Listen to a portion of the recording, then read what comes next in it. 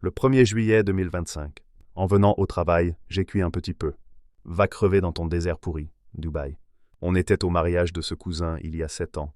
Ils avaient des conversations très superficielles. Il n'y avait pas de culture. Les locaux ne se mélangent pas avec les immigrés. C'est une attitude de connard superficiel d'aller à Dubaï pour ne pas payer de taxes. Un système esclavagiste moderne. Un esclavagisme moderne.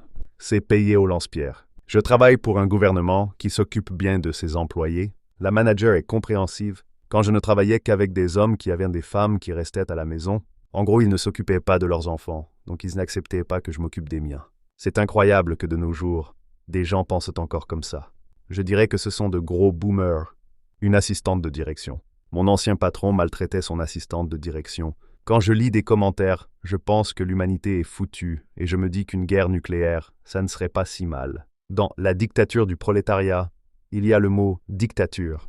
Les écarts de revenus sont énormes aujourd'hui. Elle est bénévole et ils lui ont proposé de la salarier, mais elle a refusé pour garder sa liberté. Tu lui as rentré dedans. Il fallait que quelqu'un le remette à sa place. Je lui ai rentré dedans. Tu n'es pas passé par 4 chemins. Tu aimes la boire, donc tu dois aimer qu'on te la serve.